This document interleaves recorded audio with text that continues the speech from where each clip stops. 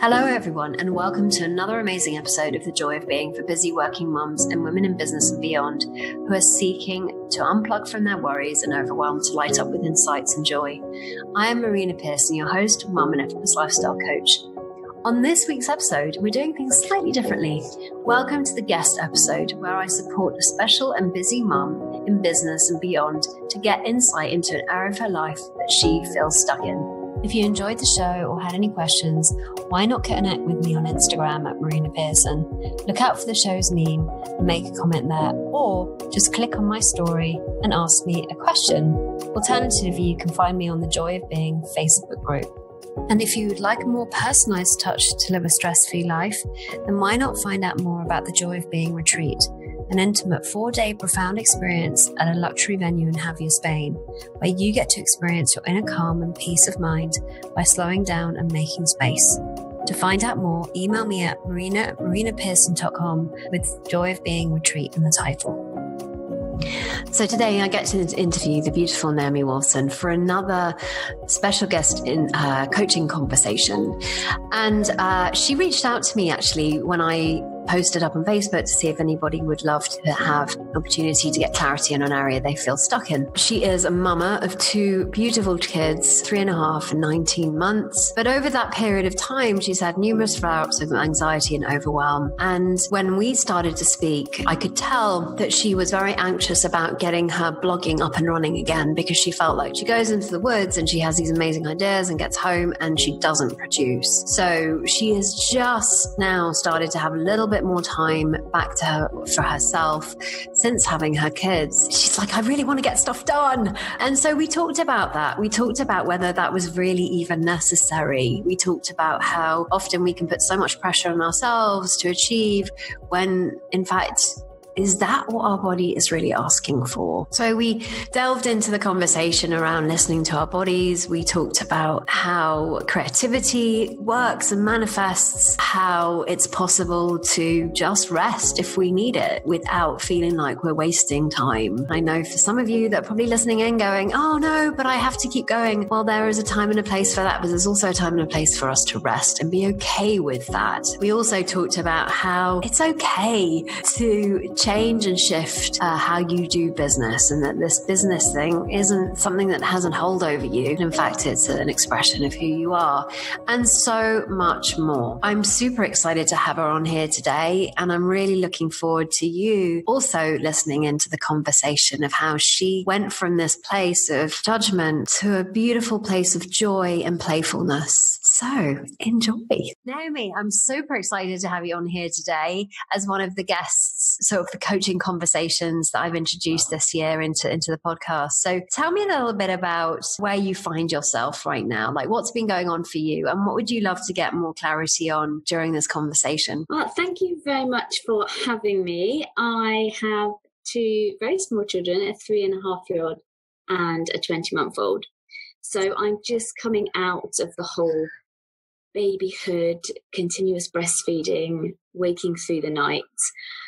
And I'm kind of trying to find my feet in terms of, who I am as a mum, who I am as a wife, a friend, a business person, all of these things. And I'm feeling like I'm so overexcited about the fact I've got this extra freedom now. And it's quite a small amount at the moment, just a matter of sort of few hours a week to myself. But I feel like I'm running everything. And what I'd really like today is clarity on slowing down, allowing myself to just really get into that flow. I feel like I'm very spiky all over the place and my energy is just going there. And I'm exhausting myself rather than really focusing on what would bring me that joy. When you say I love how you use the word spiky. Like it's more like a doing this here and doing that there, and not feeling like there's something that the core is connected to something that you're really indulging in. So share a little bit more about what does bring you joy and what you've been, because I understand it on a conceptual basis, but could you give me actually specific examples of what that means to you? Like how does it show up in your day when you've got that spiky energy? And also, what does bring you joy? What do you feel is wanting to emerge or wanting to be birthed, if anything at all? My big thing, when I have time on my own, I walk in the woods behind our house. It's very much, we go in the woods quite a lot with the kids as well, but when I'm on my own, it's very much I can walk and properly immerse myself in the woods, and that's when I get inspiration to write, whether that's writing for myself or writing to share. And it's that connection that brings me real joy. That's when I feel really sort of tuned in and get that inspiration. But it feels like I'll walk and then I'll be like, oh, and when I get back, I'll write this and I'll write this, and then I kind of get back and then I'll stall, or I'll go, oh, well, I'll just quickly have lunch and then I'll just do this, and then and then it just feels like the kind of day goes and I've got like a sort of 5-hour window, and then it's gone, and then the kids are back, and it'll feel like I find it very hard to set sort of, I try and set, like, oh, this is what I want to sort of achieve today. But then if I'm not in the right zone to do something, it feels like a real struggle. And I'm like, well, I should be doing something I enjoy. So be more flexible with moving around. Well, it sounds to me like you're doing stuff that you enjoy already, like going for the walk in the woods and thinking about blogs you would love to write. So tell me more about the stalling, because I'm curious about that. I think when I'm out, I get all these, like, an entire blog or an entire video will like come to me when I'm walking, and I'm so excited about it. And then it's like I get home and I sit down, and then I'm just like, oh, it's like I've lost it. I don't feel that. And that never used to happen before. It would be I'd get back and then I'd kind of sort of pour it out or write it down. Whereas now I kind of get back and then it's like, oh, yeah, just nothing. It kind of feels like sort of writer's block, which I suppose I haven't really experienced before. But it's like the ideas are coming, but I'm not able to kind of get them out. Yeah, I hear you. Like, I've just written my book and it's now at the editors and our publishers actually, and it's being designed. And I went through moments of that complete, like, sitting and going, oh my God, I want to say something. I'm not quite sure what I want to say. I want to say it.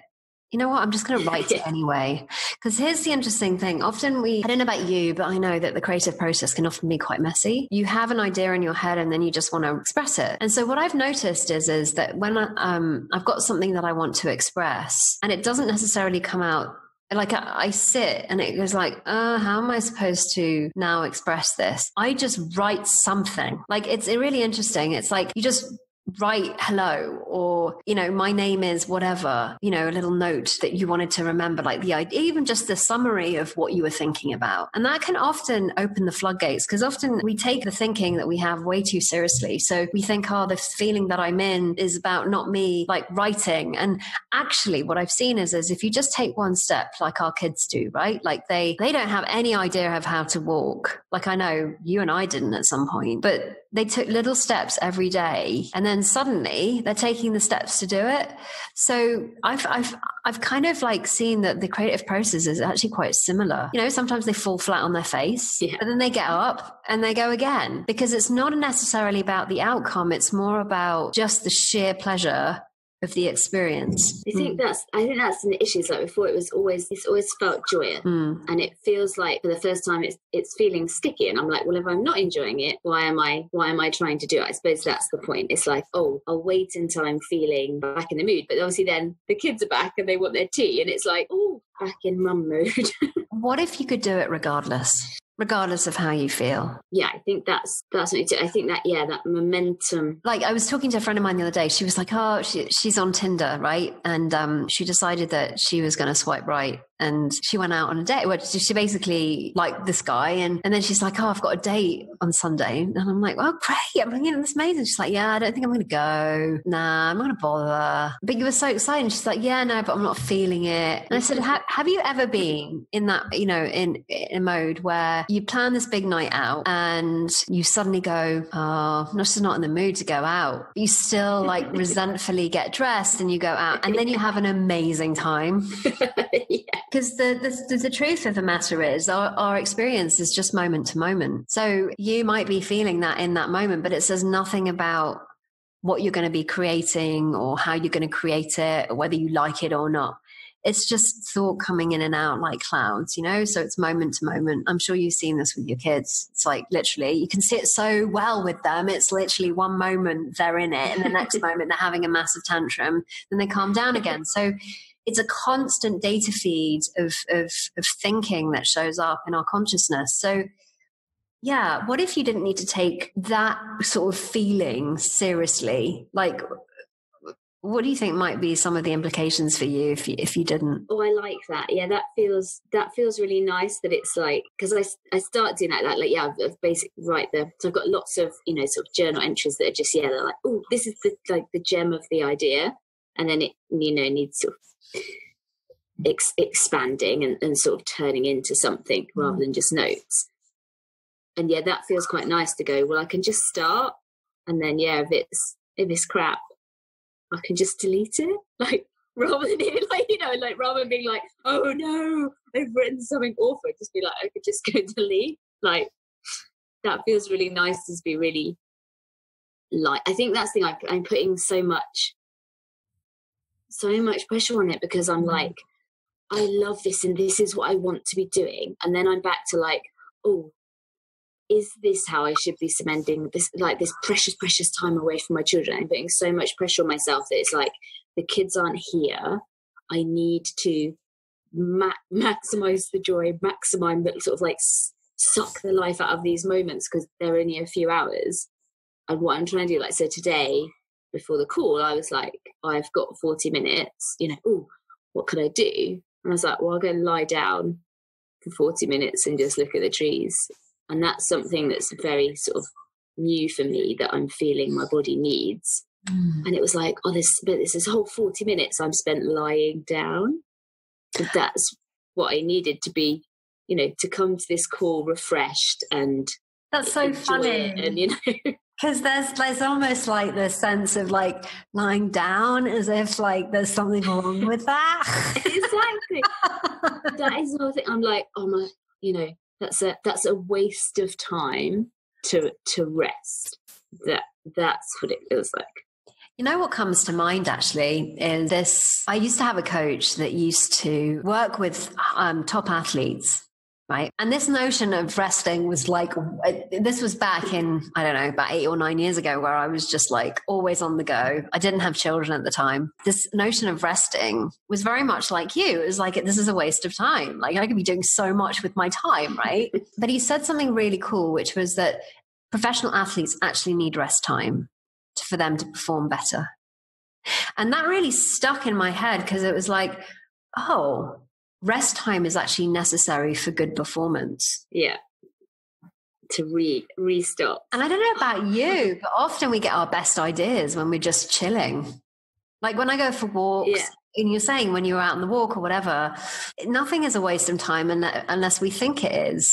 It's like, because even if I spent the entire day having an epic nap, you know, I said to my mum when she got back with the kids, I've had a nap all day, she'd probably be over the moon. She'd be like, oh, well done, well done. You know, you've re-topped up, ready to step back into mum mode. Yeah, you know, I remember just wanting to, I just slept. I actually would pay nannies or people to look after Leo so I could sleep.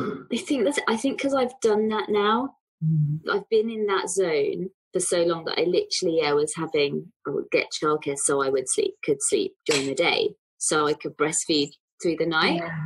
And I feel like, I suppose I feel like that's in the past. I've done that. I've had, you know, I kind of looked at what I'd spent my time doing last year, and it was like, you know, I was breastfeeding and I was asleep a lot during the afternoons because I had to be, because I was feeding in the night. And I suppose I kind of had in my head, oh, I've moved forward from that. I shouldn't need to sleep. I shouldn't need to rest now in the day because I'm getting more sleep at night. Forgetting, okay, I don't have a baby, but I've got, you know, a toddler and a preschooler. So it's like a different use of energy, but it's still exhausting. And there are no rules to this game. But what I'm hearing, and you know what struck me when you sent me over your story and what you're up to, and it kind of dawned on me that obviously you're aware that you have intuition and you have wisdom inside of you. And that goes beyond logic and structure and time of like, yes, now I should be doing this because now it's right. It's now or never, go. Yeah. As opposed to what our body really needs, as opposed to listening to that part of our, you know, that end. Because actually when the wisdom has nowhere else to go, it manifests itself in the body. Tell me more about that. That's interesting. Any kind of illness, you know, we usually know if we're burning ourselves at both ends, you know, that there is a sense, if we embody, spending more time in our bodies, we can actually communicate with it in a much more effective way. So I used to be completely disembodied, like literally feel like I was not connected to my body at all. And the last 2 years, I've kind of gone on a journey to connect with it. And I'm much more perceptive about, oh no, what's going on here? Like the senses in the body are much more aware of things that are going on, things that are changing, things that are moving. And so often when we get sick, it may well be because we haven't been listening.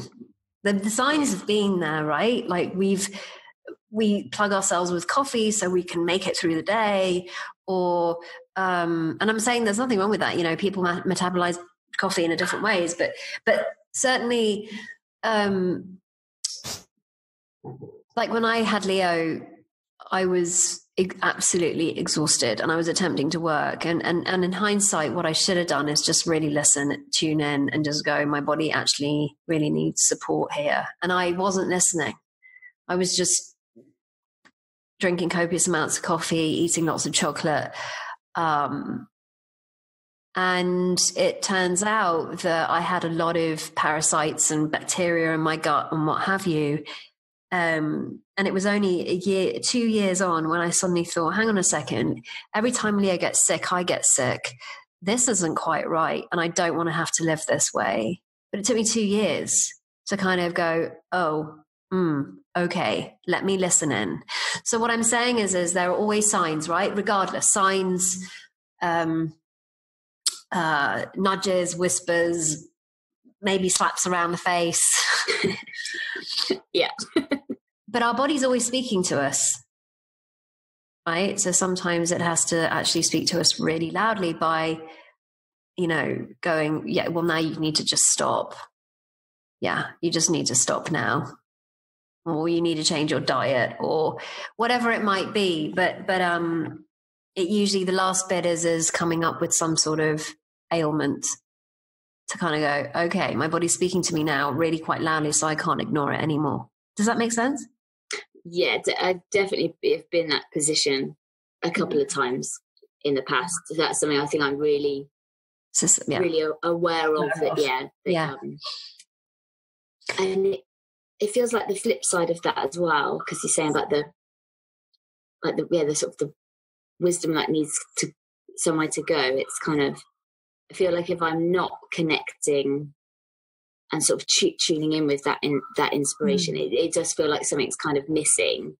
I'm feeling like it's, you know, that's sort of been sort of in hibernation for so long while the kids have been really little, and it's kind of fits in. I suppose that's the thing. I'm trying to run before I can walk, because like I need to go dial it back. They're still really little. There's all the time in the world. I can just take little baby steps. I don't need to sprint the marathon like straight away. I can just do what I'm capable of doing now, just little bits. Yeah, and you know, it's it sounds to me like you're listening, because like you just want to go and rest for 40 minutes. Lucky you. Well, it was really, it's hard though. It's really, I still find it so hard to do that, because there's such a big part of me going, and I suppose it's at the time, like I knew that was the right thing to do, but I suppose it's this evening, am I going to then look back and go, I now the time's gone and I haven't done X, Y, and Z that I thought I might have done. So then have sort of that regret of not having used the time differently. Does that work for you? What, regretting it? Yeah, so like totally doesn't work. It seems like it's an ongoing thing of, because you obviously make a decision in the moment and that's the best decision you're choosing to make based on whatever's happening. And then it's like looking back and going, oh, next time maybe I should do this, next time I should do that. Instead of just going, well, it doesn't. I suppose something, it also kind of feels like, it's like part of me wants to make a decision about like what I'm going to do every Monday when I've got this time. And once I get like the balance right, I'll go, excellent, that's Mondays, that's my routine. As if I can just go, blueprint, this is how Mondays work. And I'm again like, why do I need I can do something different every week. That'd be all right. Rather than going, I have to, write for 2 hours and then do this for 2 hours and then do this. So I could mix it up a bit. What do you think that would give you that you don't already have? Having the structure. Yeah, like often, like, because in actual fact, when we're in the present moment, when we bring presence to that moment, there's nothing we need to do, nothing we need to be. We're just here in the now, right now. Like, there's no over-analysis. There's no judgments of how much we should have achieved, how much little we didn't achieve. And what I know of who we really are is that we actually don't need anything at all to make us feel anything. We experience that from the inside out. So whether you decide you're going to write, if you don't write, if you decide that you're going to sleep or you don't sleep, it's all good. The only thing is the amount of judgment we're placing on all of the actions that we're actually doing, because, it's like, well, I'm going to sleep now. Great. I'm going to wake up now. Great. Yeah. But it's then it's like, no, but I should be doing something else. And, the little mind goes, blah, blah, blah. You should be doing something else. You should be like moving forward. You should be like this. Should be like that, blah, blah, blah, blah, blah. But all of that noise isn't representative of how you're doing in life. It's just noise. It's just chatter. It's just static in the background. Yeah. That you can decide to believe or not, as the case may be. Yeah. Yeah. Yeah, I like that. It's like with all of it, I suppose it's slowing down my thinking as well. It feels like my thinking is going quicker than my body can at the moment. And it's, those being really aware of not getting myself back into the state when I was working, that my body was, not coping with the amount I was physically asking of it. We underestimate. I seriously, like, the amount of conversations I've had with mums with small kids is we totally underestimate the amount of energy it takes to hold the space. Like, seriously, we can't see it, so it's not tangible. But we kind of have in our heads, no, I should be able to do this now. Yeah, no, it's time. Yeah. And actually, well, no, they're two little human beings that we need to hold space for. And energetically, my God, their energy is just like, I don't know, like to me, it just seems, if you weren't to put any pressure on yourself, if you weren't to tell yourself that you had to go somewhere, be somewhere, you should be further down the line somewhere, how would that change things for you? Like, how do you think that if it would be? Yeah. Yeah, I think I just go back to enjoying it more. Yeah. I think it's that. I think a big part of it is like, oh, I'm not, if I'm not looking after the kids, I should be producing this this work and working on my businesses and, you know, outputting like a certain amount because I'm not with them. And that, again, it's like, well, that's just coming from me. No one set that rule. You know, there's time to do that in the future. It doesn't have to all happen, you know, today. No. And how would you love it to be, Naomi? Like, apart from the shoulding, how would you love it to be? I think just, yeah, waking up and just feeling that freedom to just go with the flow and listen to my body and intuition and decide, you know, this is what's going to work today. And if it's not what I had planned, that's okay. I can just allow, rather than trying to shape and mold everything, just kind of be more open.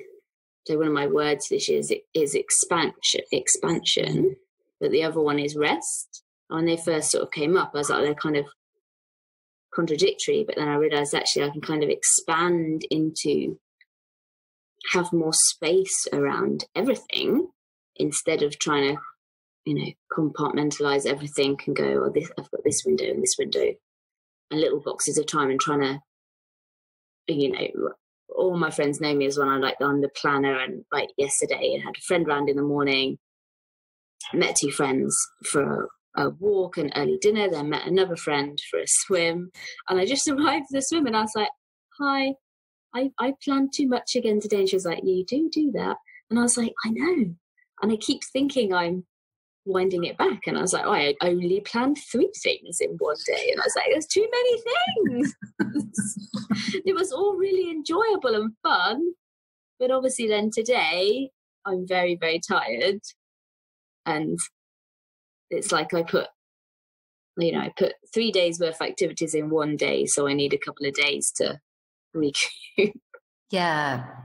It's funny, you know, I've had the same conversation with a lot of mums. And you know what's interesting is that last year or the year before, can't even remember. Yeah, last year, I decided to take 3 months off and just do stuff I really love, like cooking, binge watching Netflix. And you know, because there was so much resistance to doing that, I just said, right, fine. Well, if there's loads of resistance, let me actually explore this resistance. Let me explore, because there's obviously a discomfort in not doing. There's obviously discomfort in having to output, as it were, Marina out in the world, creating stuff. And it was deeply uncomfortable for me, but I knew that discomfort was something that I needed to explore.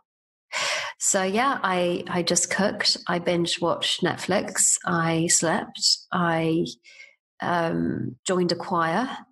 I did stuff that, you know, I would go for really beautiful walks and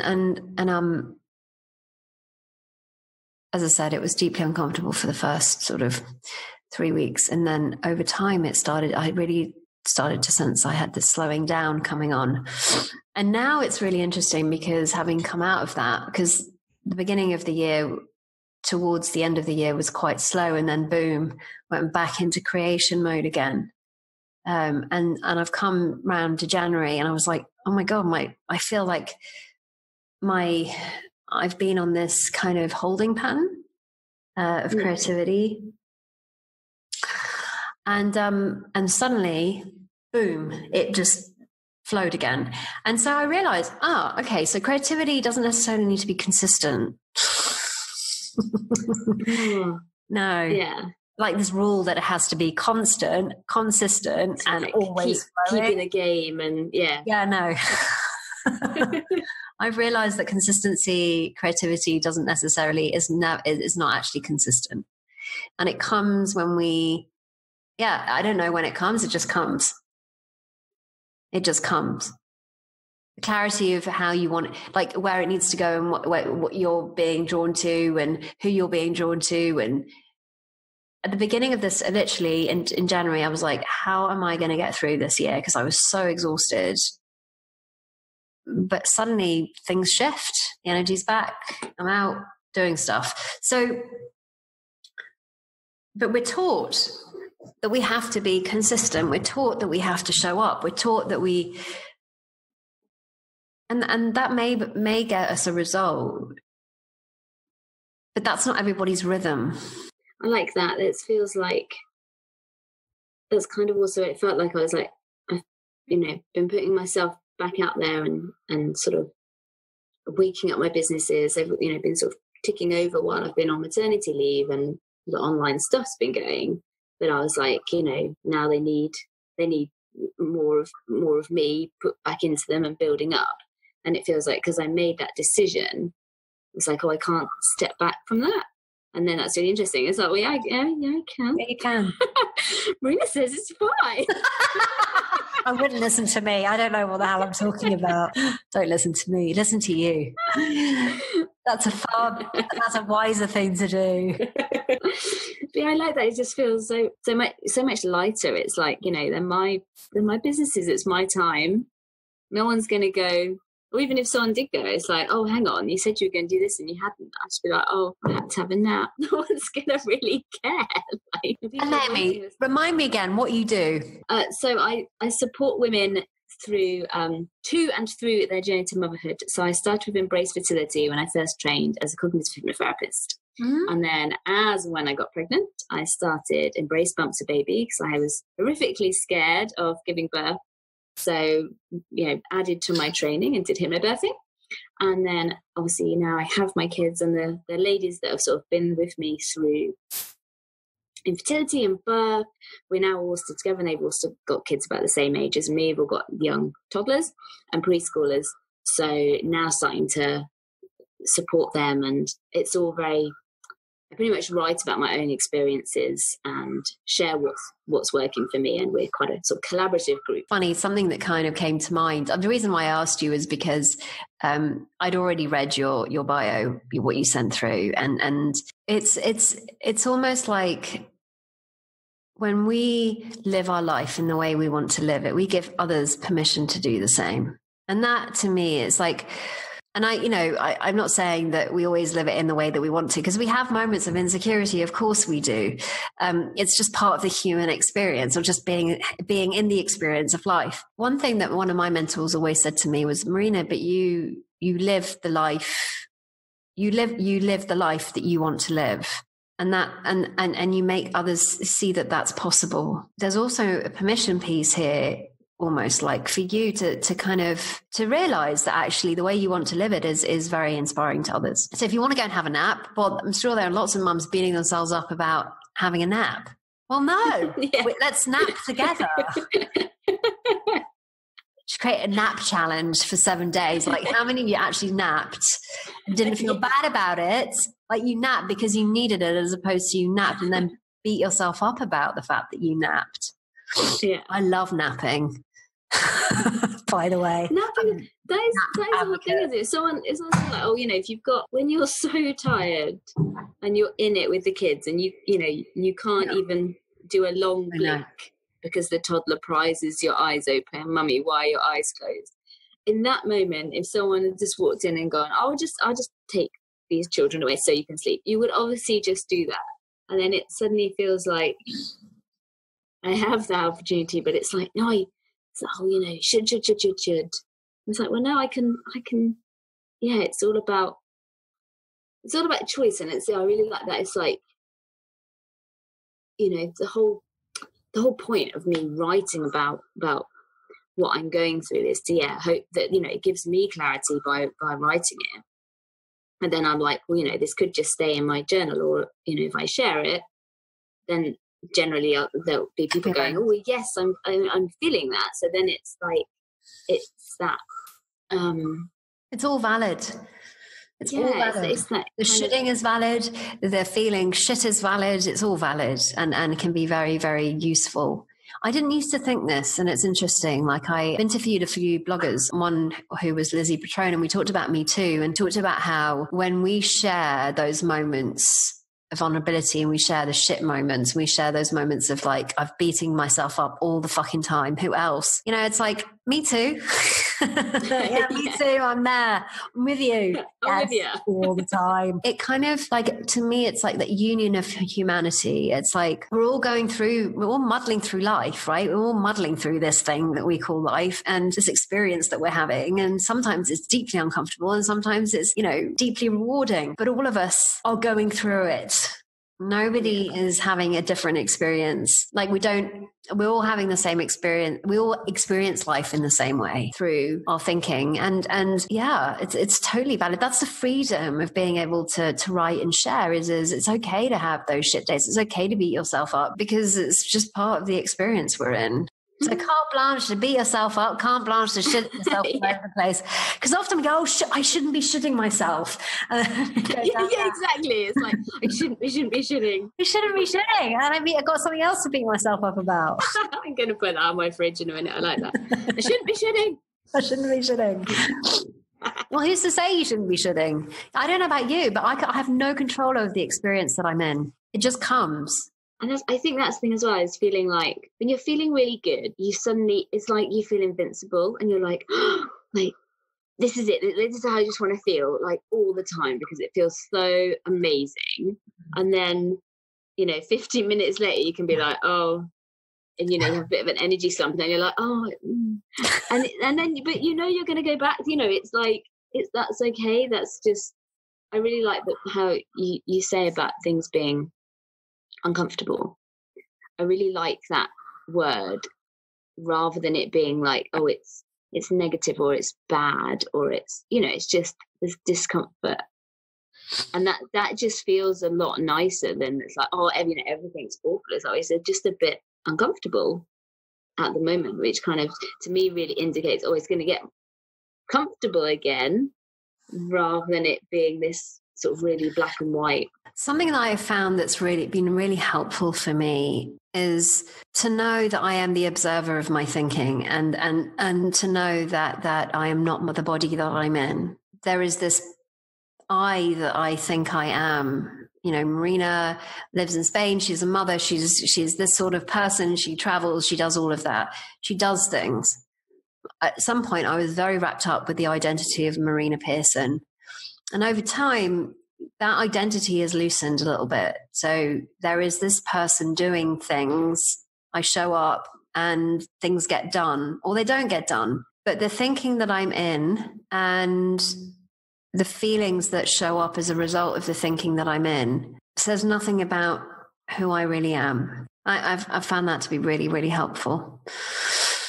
I don't know if that's helpful to you, but yeah. Yeah, I quite think about that, everything's fluid and changing and I don't need to kind of grab onto things so much. It can just be like, oh, stuff is always going to shift, is always going to change, situations change, everything's moving on. And just sort of remembering that on the bits where I'm feeling stuck, it's like, well, that's just right now. Mm-hmm. Like earlier when you're saying it's like there's this moment that you have no idea, in the next moment it could be completely different rather than going, oh, I've lost the inspiration for today. It's actually carte blanche, blanket license for the entire life. I've lost inspiration for my entire life. That's it, done. Gone. I can't find it. Where's it gone?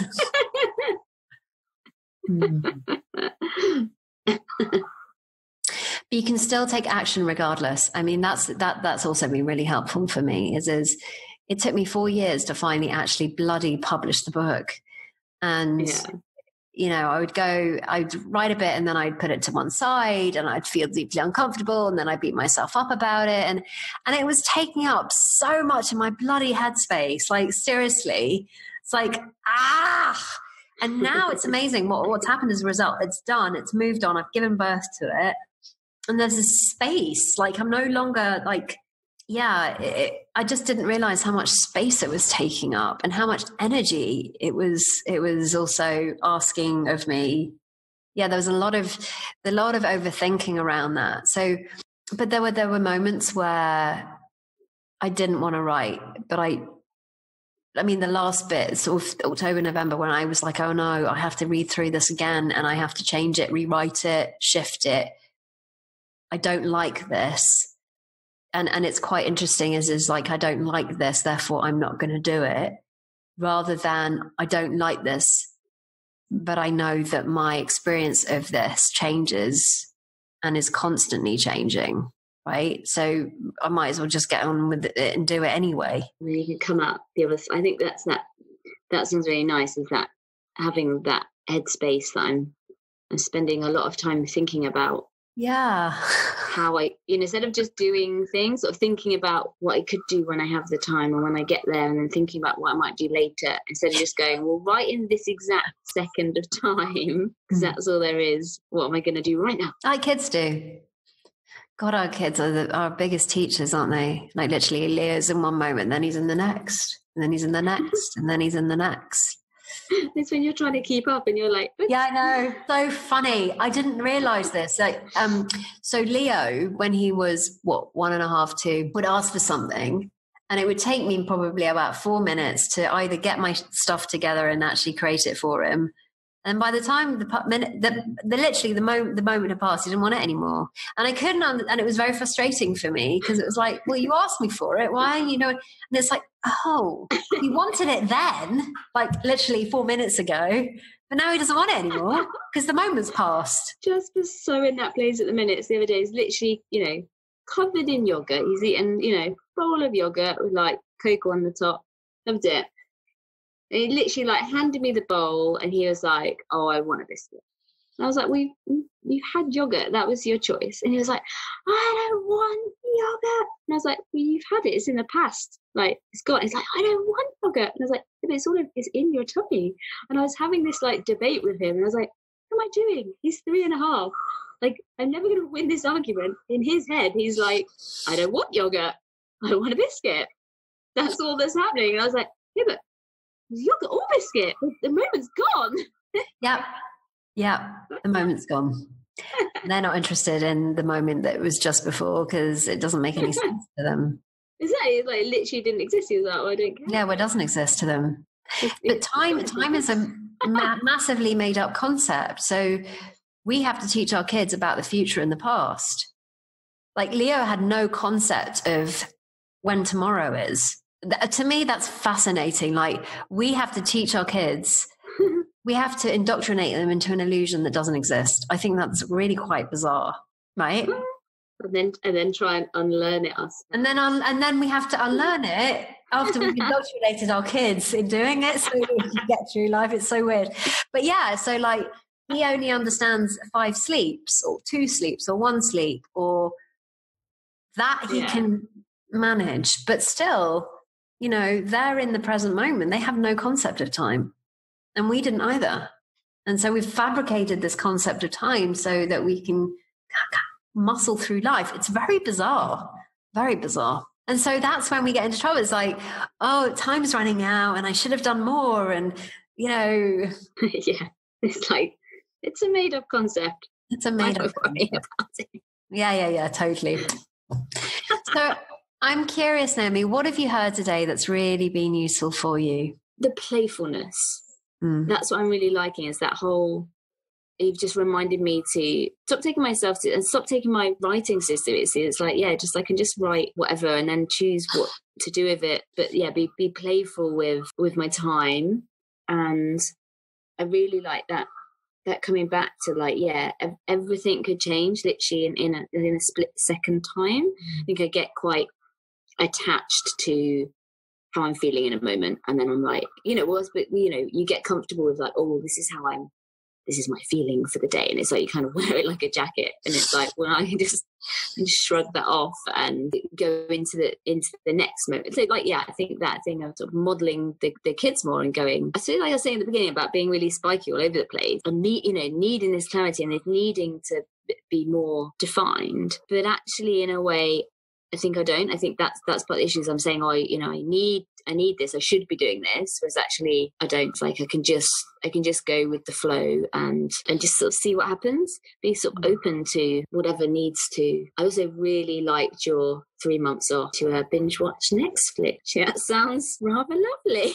Well, why? Yeah, like there are no rules, right? So I would often have this conversation with one of my amazing mentors, and we would giggle because I'd be like going, yeah, my day, I'm taking time off, and then I'd be like, year on, I'd be like, I wasn't taking time off back then, but at the time it looked to me like I was taking time out. And then, the next year would come and I'd look back and go, wow. And then I thought I was really taking time out the following year, right? And then I'd be like, no, I really wasn't actually, because now, so I remember this experience. And it really kind of touched me very deeply, because I would be one of those people on my phone all the time, going through my messages and, be on my own and be on my phone and so forth. And then when I went to Bali, that's where I was in Bali 4.5 years ago, actually, because my son was born there. I remember this one breakfast where I was just sitting out watching palm trees and, having my breakfast.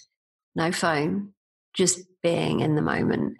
And it really surprised me, because I was like, oh, there's real value in just being here now, experiencing the birds and the bees and the trees and Eckhart Tolle, he sat on a bench for years. I think that was the story. Yeah. He did, right? And it was through that experience that he then brought his work into the world. And what I've noticed is that's exactly what's happened with me, is that as I've slowed down, I'm now able to share my own experiences of that with other people. And it's really valued, because in our society today, we are expected to be busy. We are expected to move forward. We are expected to, and the expectations don't come from necessarily everybody else. They come from ourselves. Being busy is revered in the Western world. There's this unseen thinking that we all buy into somehow. And to live in a different way is almost seen like alien or alienating or isolating, because other people aren't living that way. Yeah, it feels like there's so much on social media about, expanding your business and expanding your reach and, all that you can do to get, your message out into the world. And it's that kind of doing the whole time to keep your business expanding and growing. Whereas actually, and it kind of feels like my businesses, sort of been on maternity leave, so they're still going, but they're, resting. And it's now, sort of reawakening all of them. But maybe it doesn't need to be in my head. I was sort of thinking, I need to go back and do that the way I was doing before having the kids. But that obviously isn't going to work, because now I have kids. So I need a new way to work. Sit on the computer, while having breakfast and going on. This is quite revolutionary in my view, because most people don't live that way. But it's the goal, isn't it? It's the way that when you really think about like what is the whole point of running your own business? It's so you have freedom, so you can pick your own work schedule, etc., etc. But then it's like, I think sometimes we get trapped by our own businesses, that we're like we treat them as if they need our attention all the time. But it's like, actually maybe but the interesting step back from it, and that's okay. The interesting thing is we think that the business is a separate entity to us, right? So like this business has some power over us. Ooh, yeah. But it doesn't, because it's actually an expression of who we are, right? So the business doesn't exist without our expression of it. So the business doesn't. Yeah. Like it's not like this business has a hold over you. Yeah. Business. Right? Like on the Muppets. It's business. It's business. Serious business. It's not like it has a hold over you. Can't do, because the only reason why the business exists in the first place is because it came from an inspired thought you had. Yeah. So it's an expression of you. It's not a separate entity from you. So to me, that was also really helpful to see that, because it was like, oh, well, if I'm the one, if this business exists because of my expression, then it can shift and morph into any expression of me that I want it to. Yeah, and as you shifted and your interest shifted, your business. But it's the same for you too. You can show up any way you want to, because it's an expression of you. It's not something that has a hold over you. I like that. I like that a lot. Permission to nap. I think I'm going to call this. Permission to nap. Permission to just be. Yeah. Yeah. And also the other thing is this, the still mind is where the power really lies. So it's where we get our best ideas from. It's where we know what to do next. It's where we get the information that we need from. And if we keep busy running around and shooting ourselves all over, but just beating ourselves up, there's no room for that to show up. Like